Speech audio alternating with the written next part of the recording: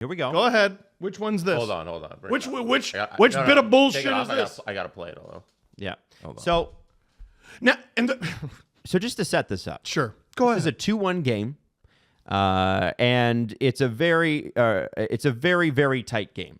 Boston was 2-0 Boston. Boston had a really good first period. They get 2 goals. Panthers claw back 1. And this is the second goal. And this is the goal that ties the game. Look at Jeremy Swayman. He is deep in his crease, but the puck is in and around. You've got Charlie Coyle. You've got Sam Bennett. And Sam Bennett, you'll see, pushes Charlie Coyle into Jeremy Swayman. Here's what he does. Gets the puck off of Swayman's right foot, comes right to his stick, and he's able to put it in the net. Now, this was ruled a goal. The Bruins challenge, it continued to be ruled a goal, as in not goaltender interference. And the Bruins were punished for it. So it's paused right there on the push that Bennett has on Coyle. The argument from the people inside the game who agree with the call is that Coyle put himself in the blue crease, and once you're in the blue crease, it's your own fault if you're interfering with your goalie. Plus, he went down a little easy. I don't agree with either of those assessments. I think it should just be point blank. Okay. As Rule 69 in the NHL rulebook establishes it, if somebody is pushed into the goaltender, that is goaltender interference. It shouldn't matter whether or not Swayman had the ability to save the puck, whether or not Coyle's in his place. I think it's just goaltender interference point blank based on how the rule is. You heard him.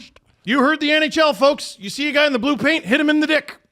It's your job. If you're not doing what's allowed, then you're not doing your job. Hit him in the dick. So here's Alan Walsh tweeting the actual godforsaken rule book of the NHL.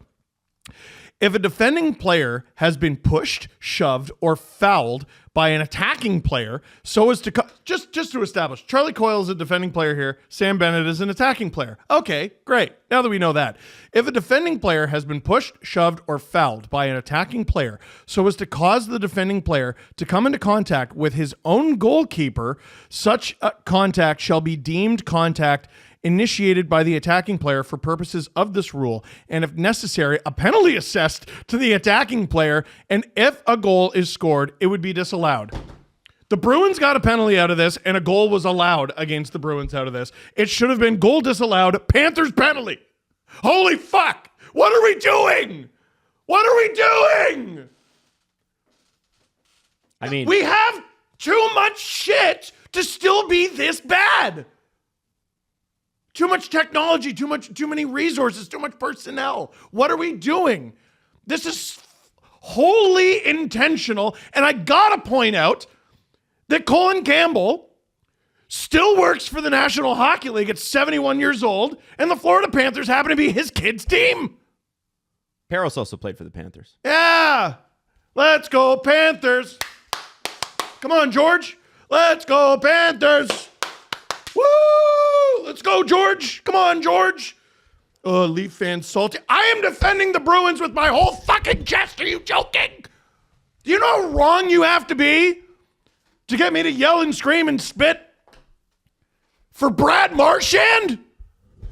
You know, holy shit. No, the second round's been anarchy. I'm done. Nope. Emergency break. It's been horrible. Horrible. And it's ruining what has otherwise been a fantastic product. Really fantastic. What's so hard about making that not a goal? What's so hard about making that not a goal?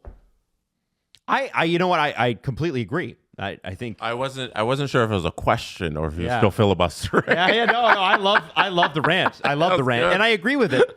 I think the reason I kicked it off by saying I'm bored with it is because it's the same every year. And, so let me just say this. Go ahead. See, that's what I was asking. And another thing. No, that's fine.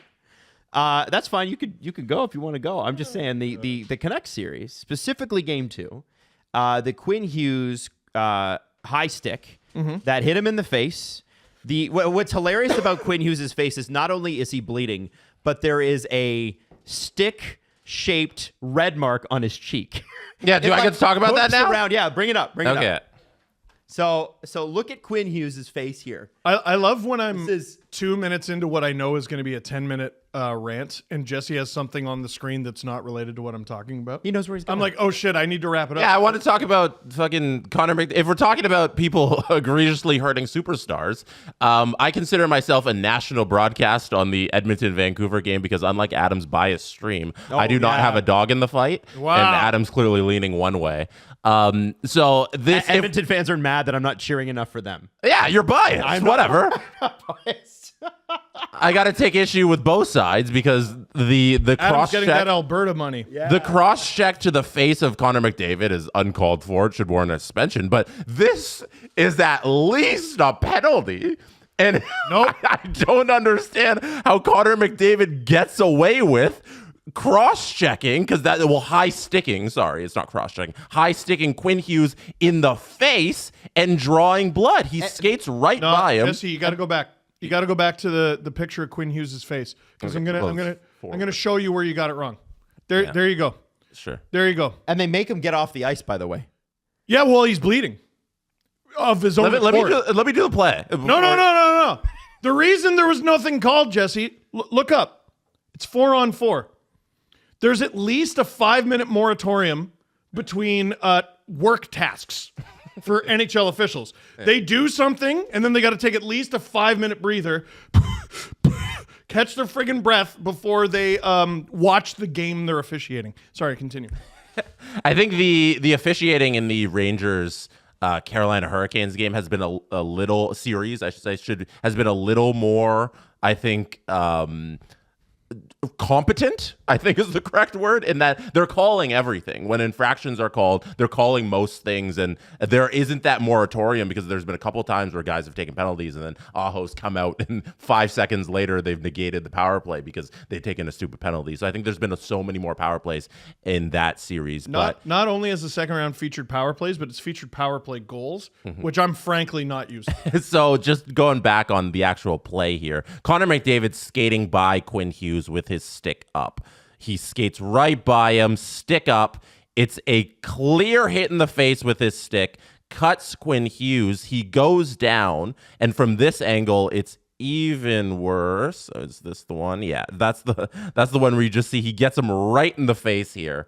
And then not only does Quinn Hughes go to the official, show him the cut, but Connor McDavid sitting on the bench, nothing's done about it. And I don't know how you walk away from this and you say you did a good job as an official. Kelly Sutherland had the worst second period of any referee I can remember and I said this on the stream and I watched a lot of bad Leafs games. Mm-hmm. The Vancouver Canucks fans know Kelly Sutherland perfectly. He's from Richmond, BC. Mm-hmm. And I think he goes so hard against a perceived bias. The Canucks have never won a game with him reffing in the playoffs. He's the guy. Wow. So he's their Wes McCauley. Do you remember the Sedin incident in the 2011 finals? Where Brad Marchand just speed bagged them? Mm-hmm. Yep.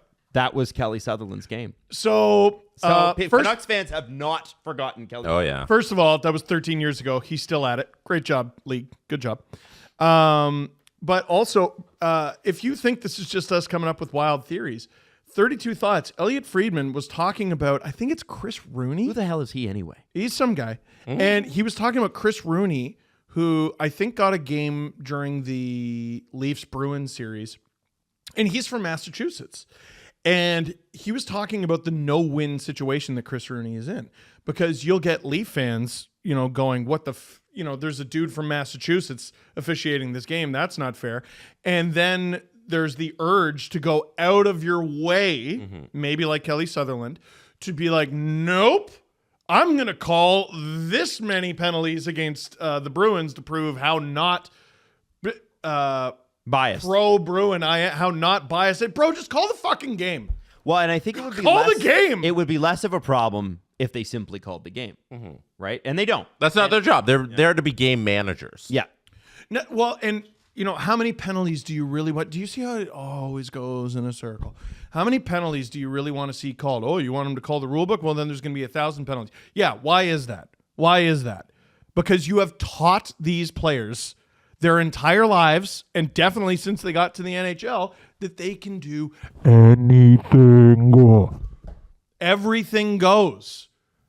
I keep going back to 2005, 2006. There were too many penalties, right? There were too many because they changed the rules and there were too many penalties. What happened after that? Was it A, the players learned, or was it B, they mandated, you know what? That was too much. Call less. They did the dumb one, for those of you wondering. They did the stupid, genuinely stupid, brainless one.